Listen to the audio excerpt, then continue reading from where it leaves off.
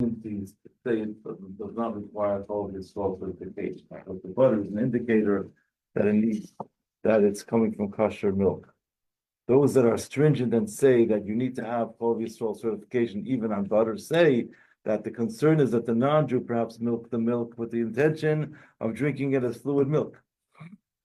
And then they decide to turn into butter, and maybe there are some non-kosher milk mixed in, and then in the pockets of the butter, meaning to say it didn't actually curd, you have some remnants of non-kosher milk inside, which is the reason why they say that you have to have certification, you have to have a Jew watching even milk being used for butter.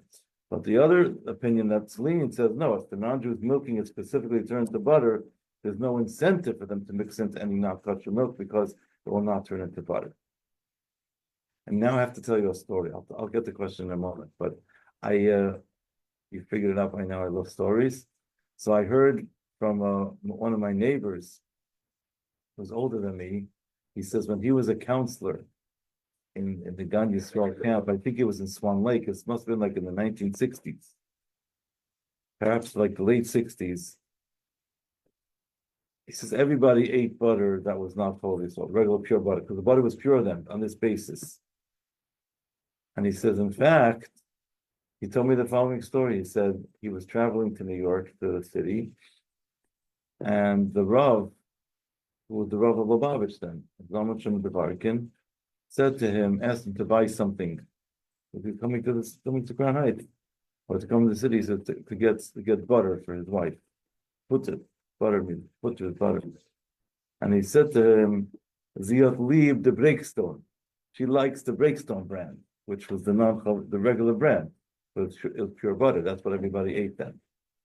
He just told me the story. Not so surprising. That's what everyone did. When I was a child, I also remember eating Breakstone butter. But the facts have changed. Now most butter on the market is not pure butter. So therefore, it's a different story. Yes, any questions? Yeah, I think it's like, I don't know what goes on in the factory. Are they using the same machinery for the butter that did that have an effect on it? It could, if there's, it's possible, depending on how it's done. Yeah. That's why I would still be permitted because. You don't get what? I don't know why that would still be permitted because you had said before that like even if you're living on an island and there's only on the island and non-use of today, there's not milk. Right, that's because it was because it was milk for the sake of drinking milk. But when the non-Jew milks it for the sake of turning it into butter, there's no incentive for them to mix into anything forbidden. That's the difference. We're going into the mindset of the non-Jew. There's no incentive. We have a klal in Torah, we have a general principle, which is really universal, which is also the cure for Jewish neurosis. That is, we don't have to be concerned about things that are not likely or not really fathomable or make no financial sense. They don't make any sense to do. We're not worried about, we don't go into what if thinking that has no basis. So if the non-Jew is not going to have any end-use value by mixing in non-kosher milk into this mix, because it's not going to turn into butter anyways, we're not worried about it. But when they're drinking as regular milk, we are concerned about it. Yeah. Yeah. But even in our case, on an island, like what would they mix in? Like, Okay, so there the answer is that if there's no possibility for them to mix anything else in, then it gets into the machlokes between, we said the two opinions. One opinion says the rabbis made a blanket prohibition that anytime a non-Jew milks milk for the sake of drinking milk, it's prohibited. Then it's prohibited also if you're on kosher island. But according to the opinion that says it's only prohibited because we're worried about them mixing in non-kosher milk, so then if you're on kosher island when there's no such possibility, then you're safe. Okay. Halacha ches. Chamas nachem, which is butter. The rabbis prohibited milk the way it is. Butter was not part. Again, we're talking again to remind us all, we're dealing with a rabbinic prohibition. And butter was not part of the prohibition. We're not concerned that maybe the non-Jew mixed in non-kosher milk into the butter. Because milk from a non-kosher animal will not curd. Nikfum is kasha does not harden. One cannot make butter from non-kosher milk. A non-Jew wants to make butter. It's certainly not going to mix in cholav tummy, milk from a non-kosher animal, into the milk. That's why butter from a non-Jew would be permissible. Ulam, however, Yesh min agoinim she'os, now we're on halacha test, page pei aleph, that there are some of the goinim that said chemas no achum is not allowed. Ki choshishu ulay hayabadas anachim itchila lashtois me'esachol k'meishu. Maybe the non-Jew their intention was the chatchila from the onset to drink this as milk, and when they want to drink it as milk, the concern of them mixing in non-kosher milk exists. And they mixed in non-kosher milk in there. And then they said, oh, you know what? I got plenty of milk. I just realized. Let me go ahead and turn this into butter. Then they decide afterwards, after it's already been mixed together, decide to make it into butter. Maybe in the pockets of the butter, there's some remnants and some leftovers of non-kosher milk in there. And therefore, it would necessitate Chalav Yisroel even by butter, according to that opinion. Yod, what's the net result of these two things? There are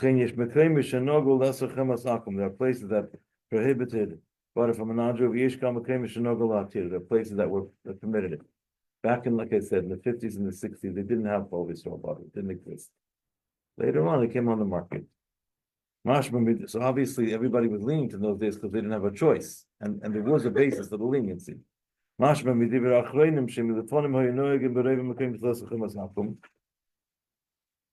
the Achroinim that people did prohibit chemas akum.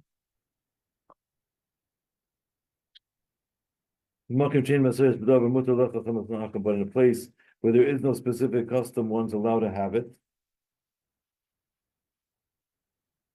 Ir Chadasha. Now we turn to page Beis.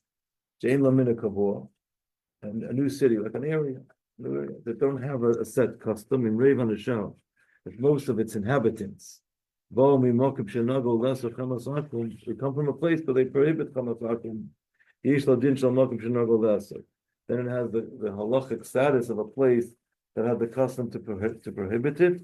And then all the city members cannot have chamas akum. Halacha Yud Aleph. Now we're going to get into another question. I feel b'makim shenagu lesser chemas akum, even in a place where they're stringent, and they say they're not they don't consume chemas akum butter from a non-Jew. Eina chamura ki cholav akum. It's not as strict as cholav akum. Ve'eina seres as hakelim shenetzbashel b'hem. It doesn't make the vessels that were used to prepare the butter asur. If it's mixed in permissible material, it's nullified in the majority. So the halachic status of butter is easier than that of fluid milk.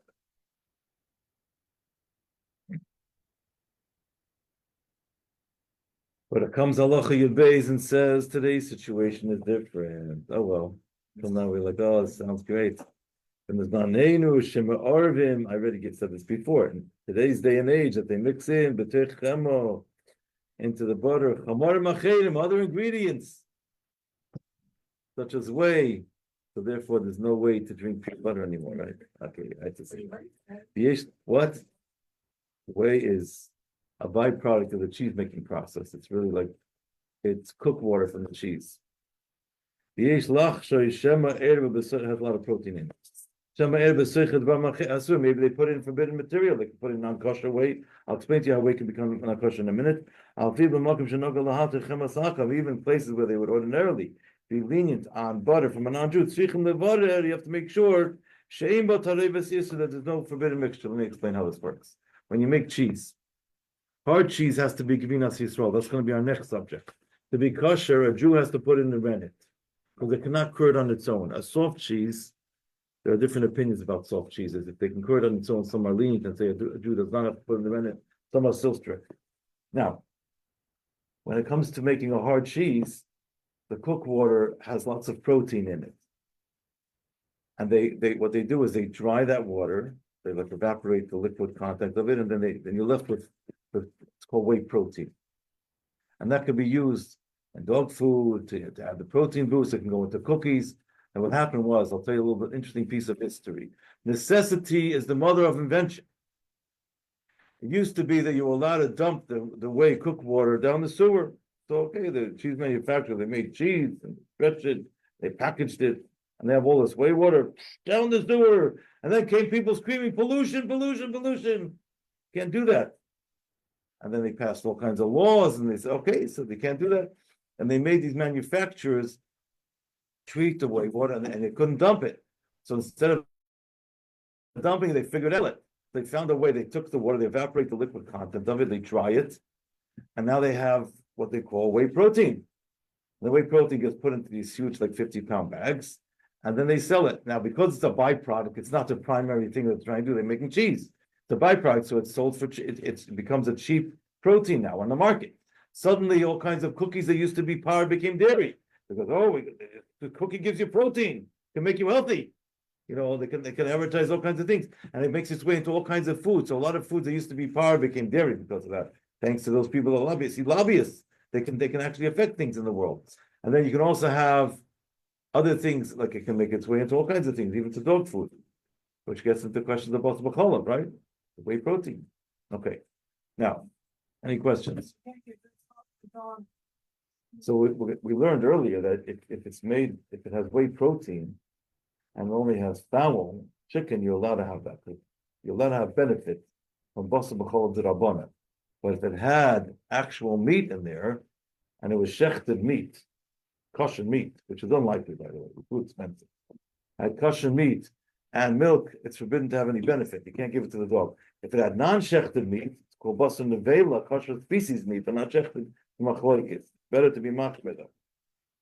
So there is actual room in halacha to give extra on dog food, believe it or not. Or not for human consumption. Okay, any other questions? No, sounds like we're good. Okay, now we're going to get into yogurts. By the way, true story. For those of you that are lactose intolerant, hopefully nobody is like this, but if you know anybody who's lactose intolerant, when I was a bacher, I was lactose intolerant. I didn't like to drink plain milk. I don't know why I just had an aversion to it. I didn't drink it for a long time, and then I wouldn't feel well if I had milk.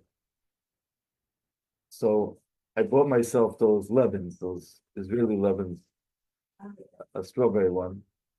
And I decided I used to take this lactate pill. It was a pain. I'm like, I don't want to live my life this way. So I took a spoonful of Leben every day for like a year. Then I did 2 spoonfuls until I built up tolerance. Now I'm not lactose intolerant anymore. Now, I don't know how badly I was intolerant, but I built up the tolerance. So let's learn about yogurt. Or now, because all of the butter has whey or has something in it, or kalim an issue, or kalim? Well, kalim could be an issue if they have, let's say, whey in it from a non-Chalav Yisroel whey that could make the kalim problematic. Yeah, for sure. So it's on the same status. Yeah. Or it could be non-kosher also. Is Leben like a Greek yogurt or something, or just like It's a Greek yogurt's a little bit more dense. so it's like a Lebanon's a little more watery.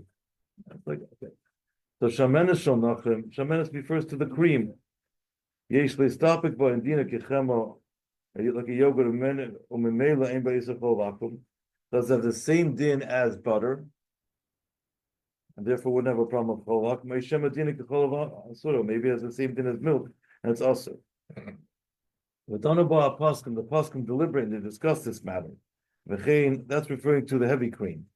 V'chein yogurt, which is Leben shel nachem of a non-Jew, Donabah Paskim, the Paskim discuss it. Imdina kichemel, if it's in the same category as butter, to permit it. After yesh matirim shamenes for yogurt, even though there are those that permit yogurt, mikomokim das harbe achroinim shein laka baham. Many achroinim hold that you should not be lenient in this regard. Movement shekola she'ela eina el b'mokim shenogu lahatir chema shel nachem. This question only pertains to a situation where they were permitting butter of a non-Jew.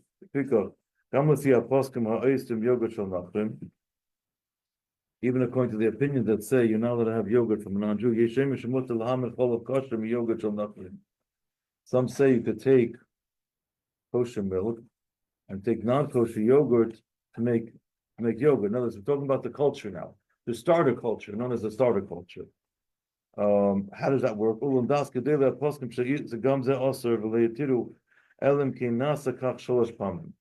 that would not be allowed, because taking the starter culture, if it's not kosher, it has the din of a maimon. It actually makes something stand.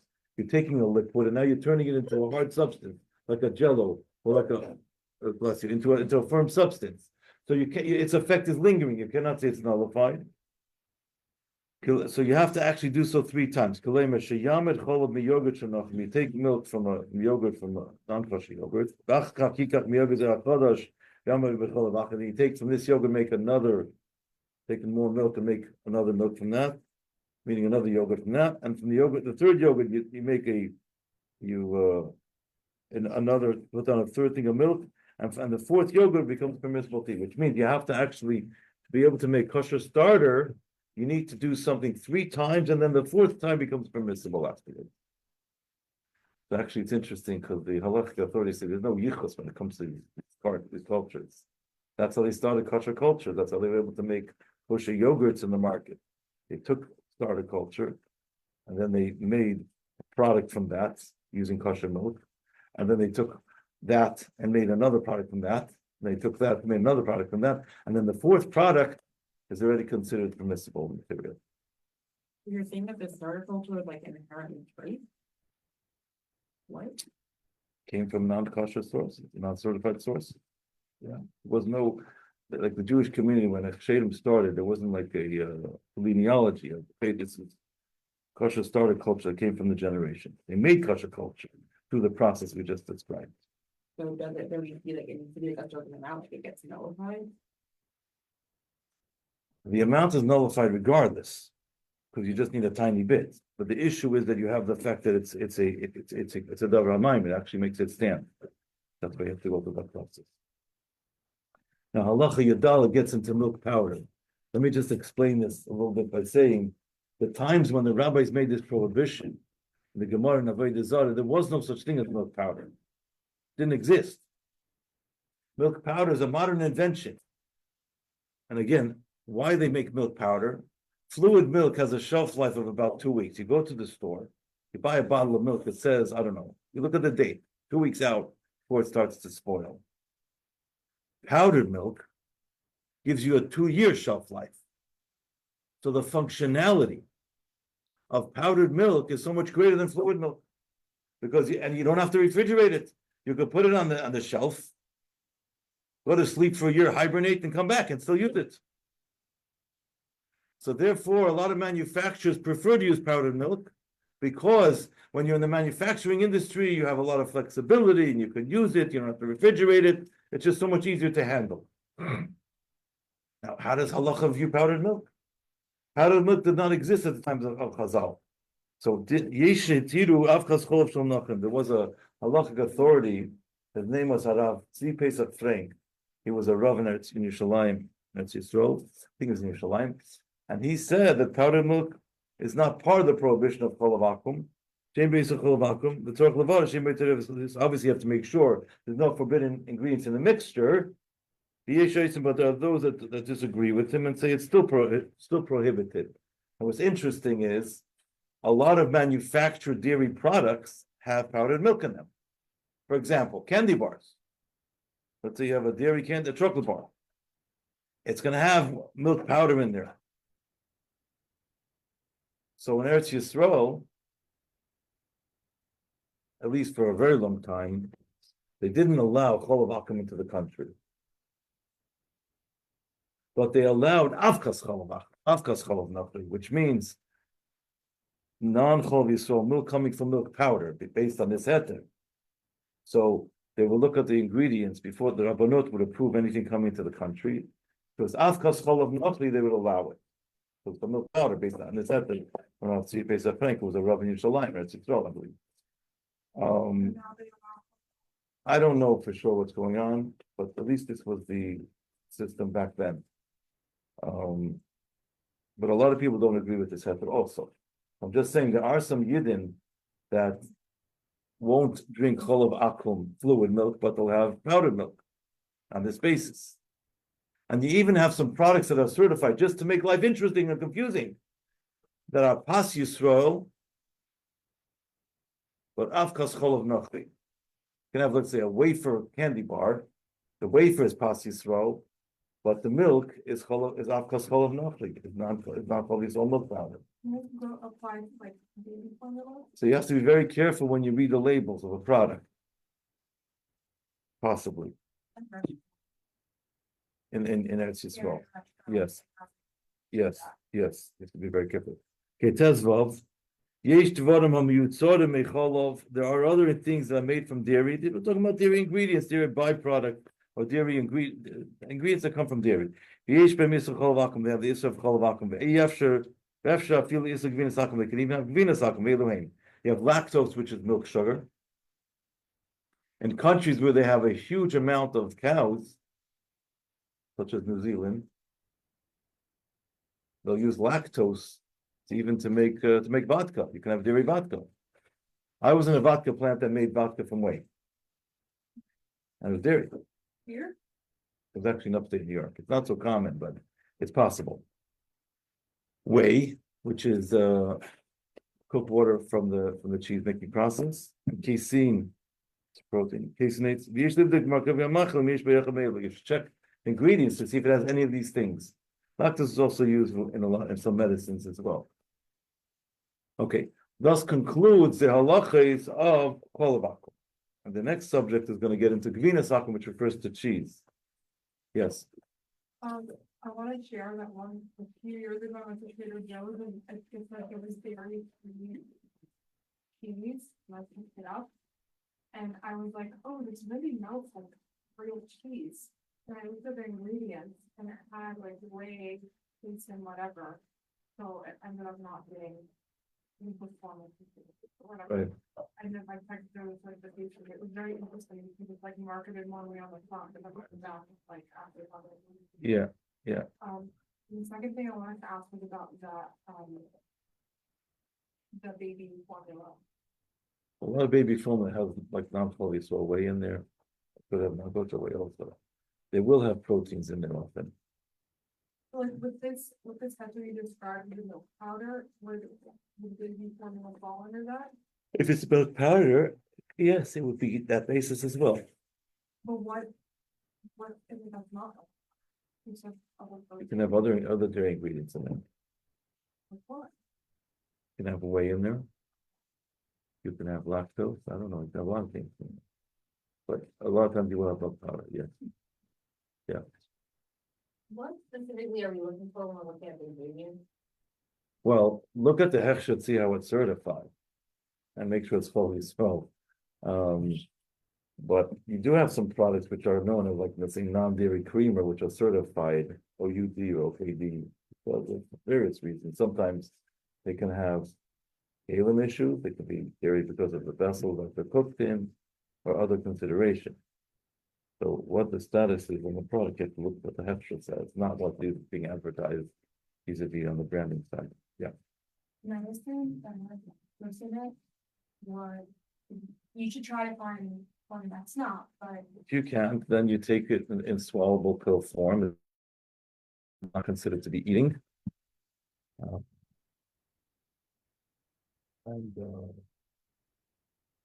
Some say, there's opinions that say one should not take a lactose pill, even if you're swallowing it, right after consuming a meat meal. Should wait an hour. you don't have to. No, for sure. No one even. There are those that are lean in general because it's not considered eating. But to be able to also satisfy the opinions that say to wait 1 hour.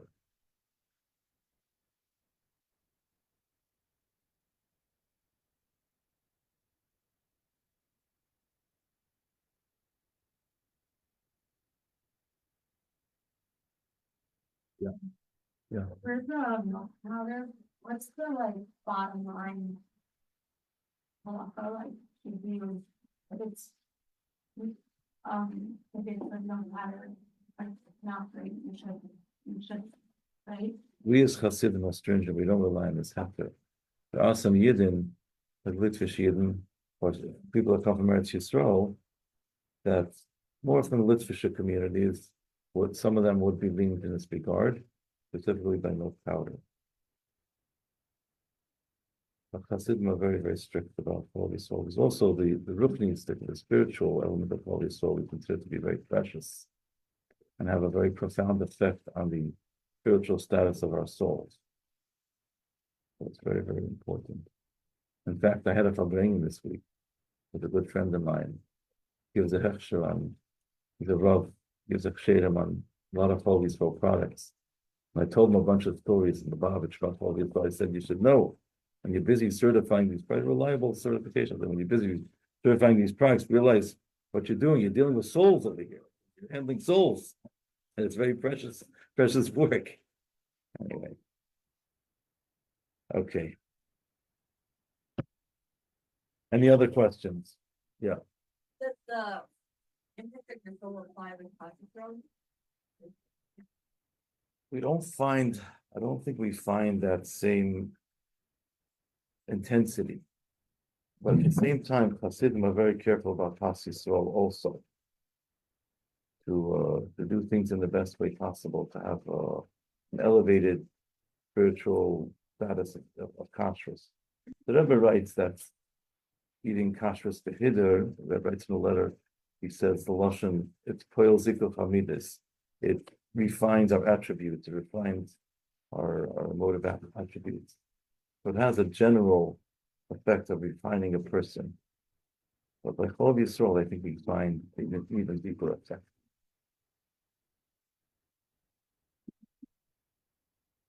Another reason, because Pas Palter and Halacha, there are times when it's permissible, but still Hasidim are strict about it, by and large, try to be stringent about it. A person has a situation that's a little bit off the beaten path or an unusual situation, we can speak to the mashpia about it. But Hasidim in general are strict about this. In fact, I got a question from a woman on Shlichus just recently. In Halacha it says, there are some opinions that draw a distinction between small little pretzels that don't really have the appearance of bread to that of large pretzels. So a big soft pretzel obviously looks like a piece of bread in a different shape. But if you have those little barrel pretzels or little bitsy pretzels, some opinions say that they're not really, they don't look like bread and therefore they're not in the category of pas. Hasidim are strict and we follow things. Says no, it is like bread and it would require insist on them being Pas Yisrael. So if you live in a place where you can't get Pas Yisrael products halachically, one's allowed to consume non-Pas Yisrael. But whether or not someone should be lenient, that's something you have to discuss with their mashpia. Whether it's appropriate for them is another question entirely. In general, Hasidim are machman, try to be stringent. Okay.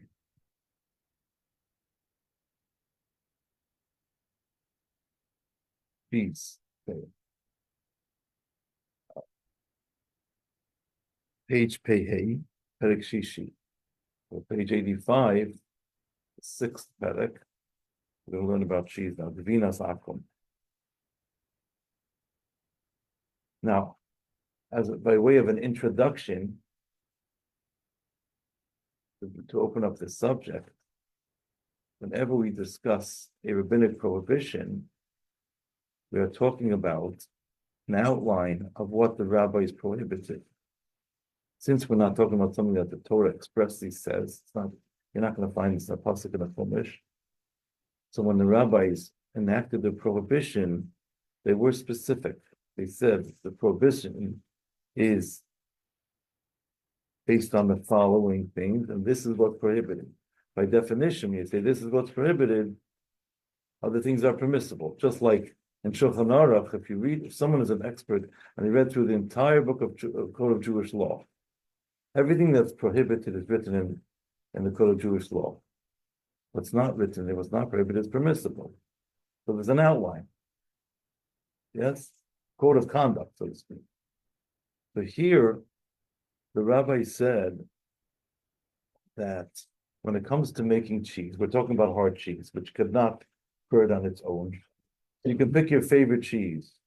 Mozzarella, I don't even know all these names. I'm not a big cheese person, but I have pizza once in a while. But they have all these fancy cheeses. They're hard cheeses.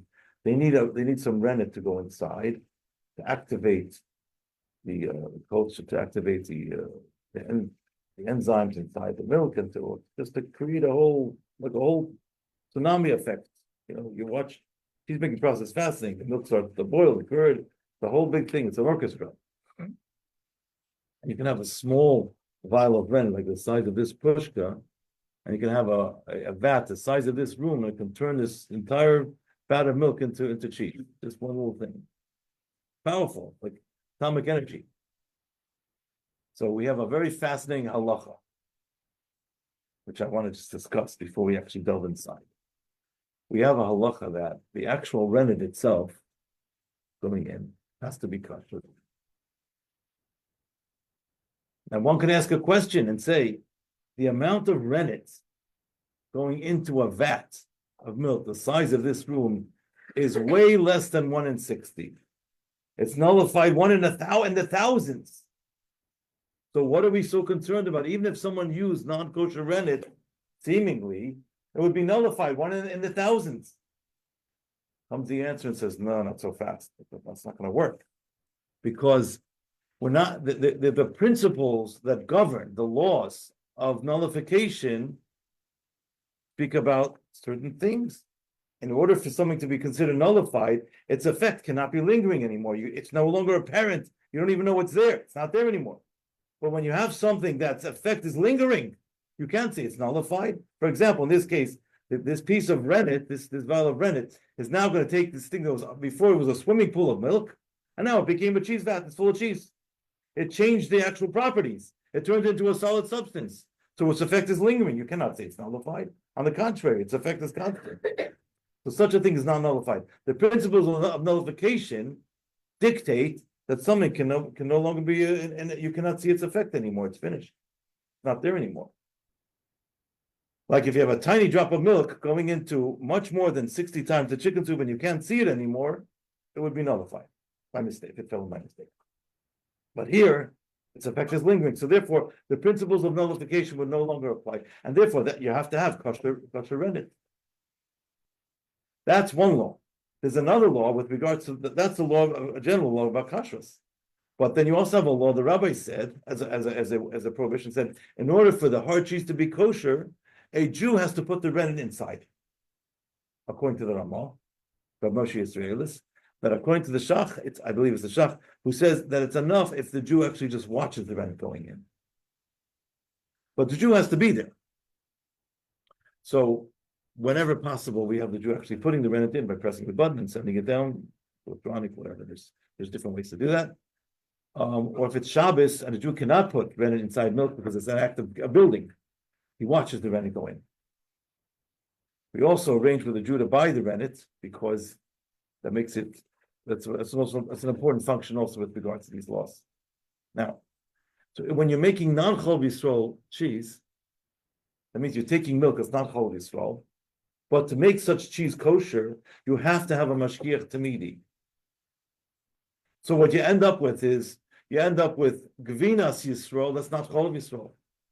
Gvinas Yisroel means it's Jewish cheese. So the Jew was there making the cheese, but it's not Chalav Yisroel. So when you buy Chalav Yisroel cheese, be very careful. Because there is some cheese on the market that says Gvinas Yisroel in Hebrew letters, but it's not Chalav Yisroel. When you buy Chalav Yisroel cheese, it has to say Gvinas Yisroel, Nasa Me Chalav Yisroel. Gvinas Yisroel, Jewish cheese made from Chalav Yisroel, Jewish milk that a Jew supervised. The starting point has to be from Chalav Yisroel. If it's not from non-Chalav Yisroel, then it's not Chalav Yisroel cheese, and we don't eat it. Okay, I always give this speech before I start drawing on the board. For those of you that have been to my house, you know that the artistic talent was given over to my wife. And when God was giving me up this talent, I was taking a nap. All right, so let's try this. So we have, I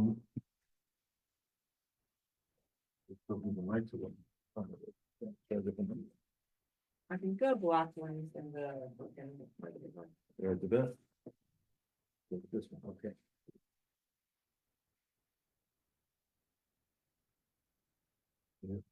Venus. Venus Yisroel. That's, I mean, Jewish cheese. But they'll say, on that, if it's Chalav Yisroel, it'll say Nasa, or often it'll say Nasa, Nasa means it's made, Chalav Yisroel.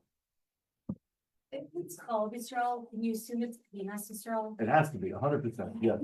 Yes, correct. That's a correct assumption. If it's Chalav Yisroel, it always has to be Gvinas Yisroel. You cannot certify it, it won't be kosher. Rav Moshe finds he didn't give a heter for Gvinas Akum. It's forbidden, period.